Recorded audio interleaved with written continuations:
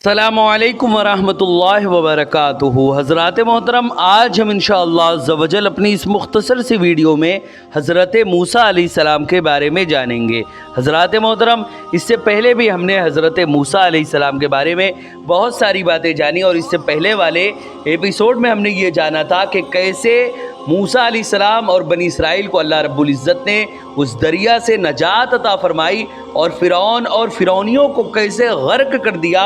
उसके बाद आखिर उनके साथ क्या मामला पेश आया और जब उस दरिया से पार गए तो आखिर हज़रत मूसा और बनी इसराइल के साथ में क्या क्या मामलात पेश आए, ये तमाम बातें आज अपनी इस मुख्तसर सी वीडियो में हम जानेंगे। वीडियो पसंद आए तो वीडियो को लाइक करें, शेयर करें और अगर हमारे मोहम्मदी चैनल पर नए आए हों तो इसे ज़रूर सब्सक्राइब करके बेल आइकन को भी ज़रूर दबाएं ताकि इस तरह की तमाम इन्फॉर्मेटिव वीडियोज़ आप तक ज़रूर पहुँचे। हज़रात मोहतरम, जैसे कि आप लोगों को मालूम है कि हम इसी तरह दावत व तबलीग और दीन के काम को बराबर अंजाम दे रहे हैं। इसी मकसद के पेश नज़र हमने एक मदरसा और एक जामा मस्जिद की बाज़ाब्ता बुनियाद डाली है। आप में से कोई भी अगर हमारे मदरसे, मस्जिद या दीन के काम में डोनेट करना चाहे और हमें सपोर्ट करना चाहे तो ज़कात, सदका, फितरा, अतिया, हदिया या किसी भी तरह का डोनेशन आप हमारे मदरसे, मस्जिद या दीन के काम में देना चाहें तो गूगल पे के ज़रिए, पेटीएम के ज़रिए, बैंक अकाउंट के ज़रिए या वेस्टर्न यूनियन के थ्रू, जिसके ज़रिए भी अल्लाह के रास्ते में आप डोनेट करना चाहें आप डोनेट कर सकते हैं। इनके नंबर और लिंक इस वीडियो की स्क्रीन और डिस्क्रिप्शन में है, आप जाएँ और जो भी अल्लाह के रास्ते में डोनेट करना चाहें आप डोनेट कर सकते हैं।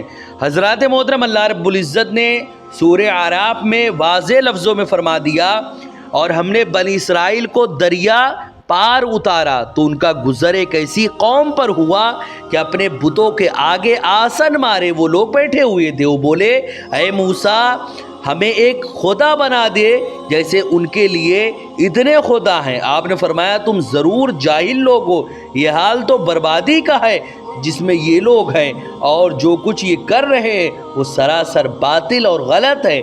आपने कहा, क्या अल्लाह के सिवा तुम्हारा और कोई खुदा तलाश करूं मैं? यानी क्या अल्लाह के अलावा भी कोई खुदा है जिसको मैं तलाश करूं? हालांकि उसने तुम्हें ज़माने भर पर फजीलत अता फरमाई है।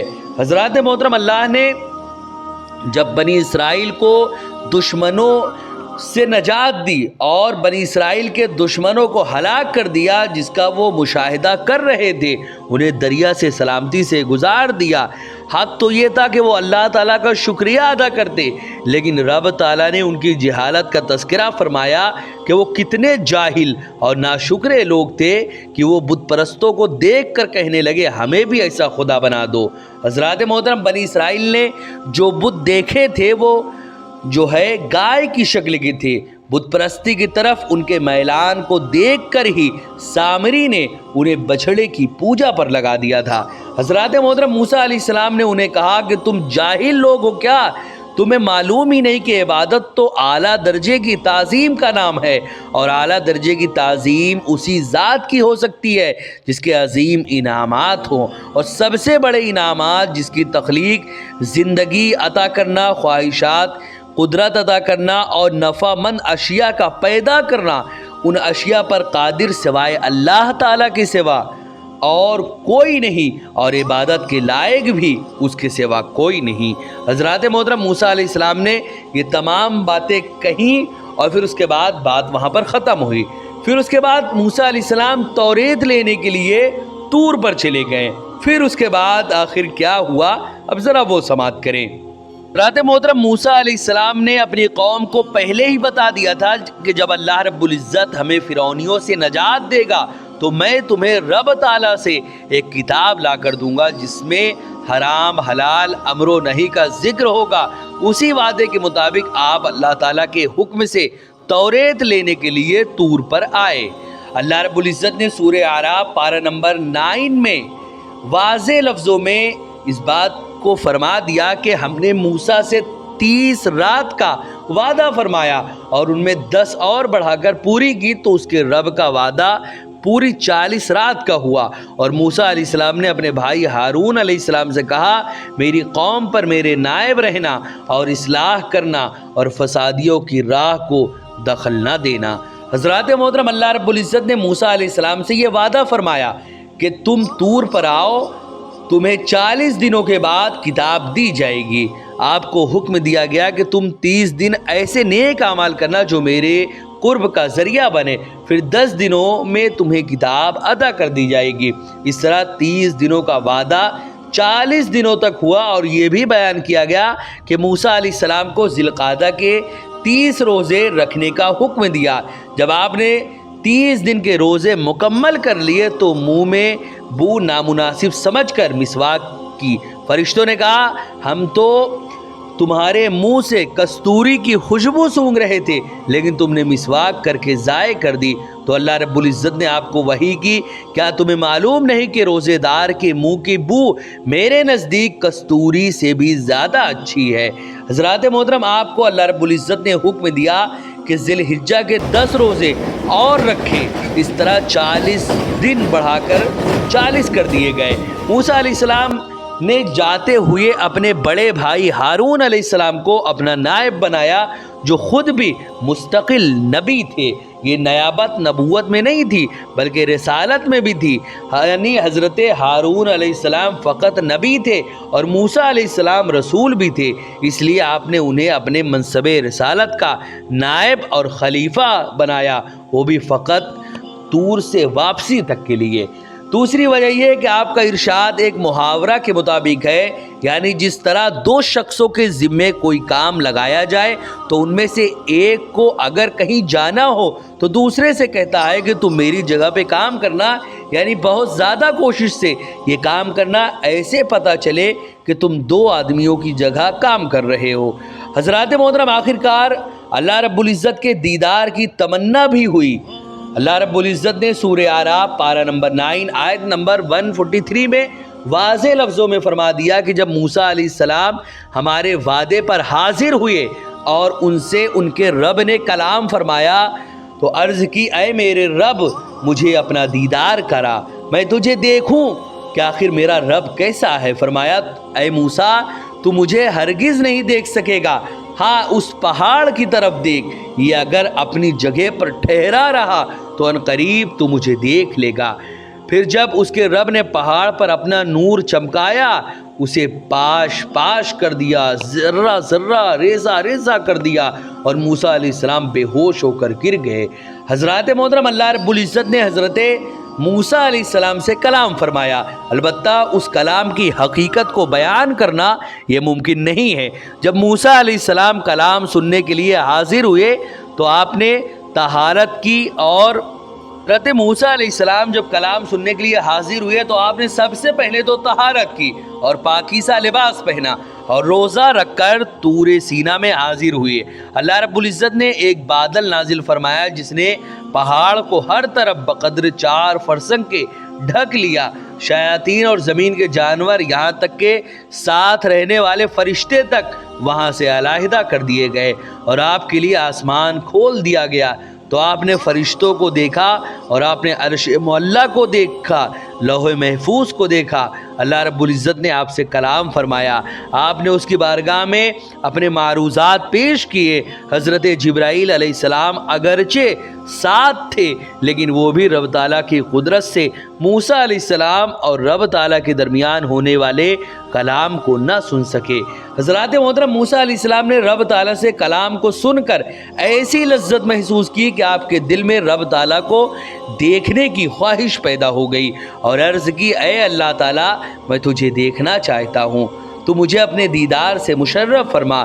رب تعالیٰ نے فرمایا، اے موسیٰ تم مجھے نہیں دیکھ سکتے، یہ نہیں فرمایا کہ مجھے نہیں دیکھا جا سکتا۔ یہی وجہ ہے کہ حضور صلی اللہ علیہ وسلم نے معراج کی رات رب تعالیٰ کا دیدار کیا۔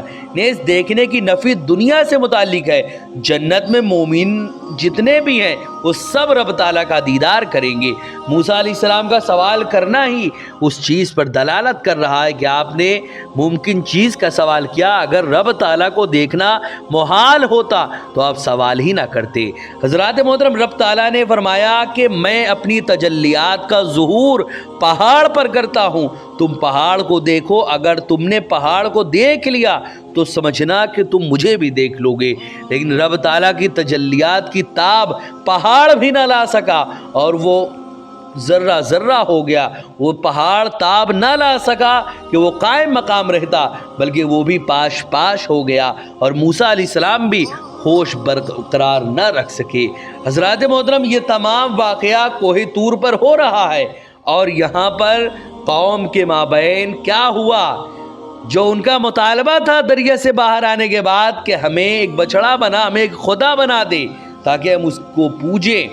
तो फिर उसके बाद यहाँ पर कौम ने, यानी वो सामरी ने बछड़े को बना दिया सोने से, जिसकी पूजा शुरू हो गई कौम में। अल्लाह रब्बुल इज़्ज़त ने पारा नंबर 16 और सूरह ताहा में वाज़ेह लफ्ज़ों में फरमा दिया कि रब ताला ने कहा, हमने तेरे आने के बाद तेरी कौम को बला में डाला और उन्हें सामरी ने गुमराह कर दिया। तो मूसा अलैहिस्सलाम अपनी कौम की तरफ पलटे, गुस्से में भरे हुए, अफसोस करते हुए।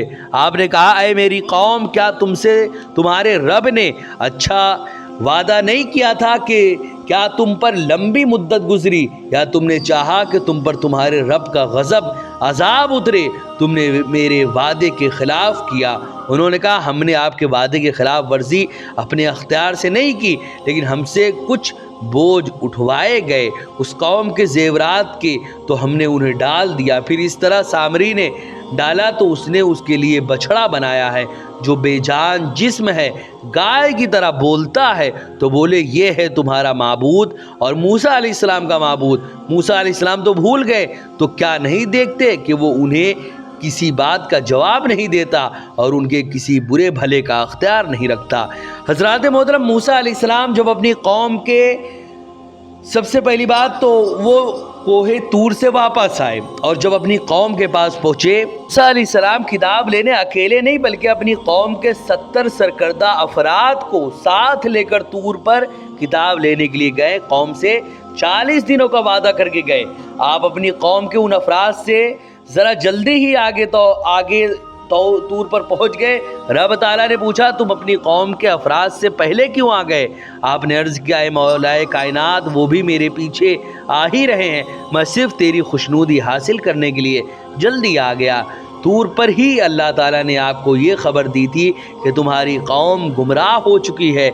आपको गए हुए जब 20 दिन मुकम्मल हो गए तो सामरी ने कहा, मूसा अलैहिस्सलाम को गए 20 दिन और 20 रातें हो चुकी हैं, 40 की तकमील हो गई, आप नहीं आए। उसकी वजह सिर्फ ये है कि तुम्हारे पास फ़िरौनियों के ज़ेवरात है, वो तुम पर हराम है, इसलिए वो ज़ेवरात तुम लोग मुझे दे दो, मैं एक खुदा बना दूं। क्योंकि पहले ही देख चुका था कि कौम ऐसा खुदा कह रही है बनाने को जो उन्हें नज़र आए। ये खुद भी गाय की परस्तिश करता था, इसलिए उसने उन तमाम ज़ेवरात जमा करके उन्हें एक बछड़ा बना दिया।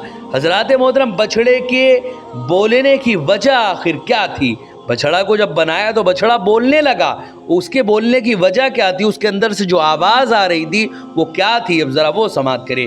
चूँकि फ़िरौन कि लश्कर ने अपने घोड़ों को दरिया में डालने से सोच विचार शुरू कर दी थी, तो जिब्रील अलैहिस्सलाम एक घोड़ी पर सवार होकर आए और वो जहाँ कदम रखती थी वो घोड़ी वहाँ सब्ज़ घास पैदा हो जाती थी। सामरी ने ये माजरा देख लिया था, इसलिए उसने घोड़ी का जो पैर होता है उसके नीचे से एक मुट्ठी मिट्टी उठाकर महफूज कर ली थी। वही मिट्टी बछड़े के ढांचे में डाल दी थी, जिसकी वजह से उसमें असरे हयात पैदा हो गया और वो गाय की तरह डकारने लगा। सामरी से जब मूसा अलैहिस्सलाम ने पूछा, सामरी तूने ऐसा क्यों किया? उसने कहा, मैंने वो देखा जो लोगों ने ना देखा, तो एक मुट्ठी भर ली फरिश्ते के निशान से, फिर उसे डाल दिया और मेरे जी को यही अच्छा लगा।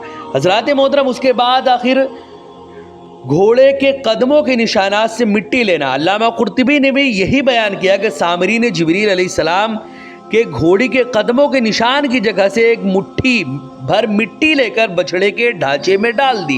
यहाँ पर यह ख्याल रहे कि सबसे पहले इस कौल यानी घोड़ी के कदमों के निशान से मिट्टी लेने को अबू मुस्लिम अस्फहानी ने तस्लीम नहीं किया, जो बहुत बड़ा मोतज़ली है।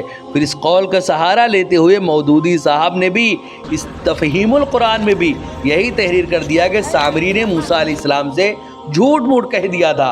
हज़रात मोहतरम, यहाँ पर ये तमाम बातें वाज़े तौर पर ज़ाहिर हो चुकी है कि आखिर उस गाय में आवाज़ कैसे आई।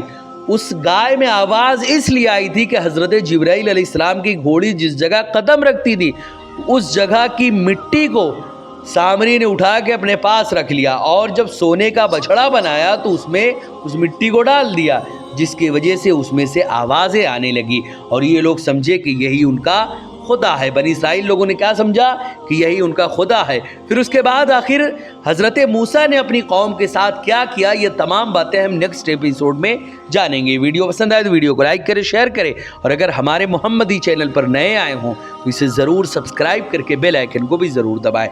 अस्सलामु अलैकुम वरहमतुल्लाहि वबरकातुहू।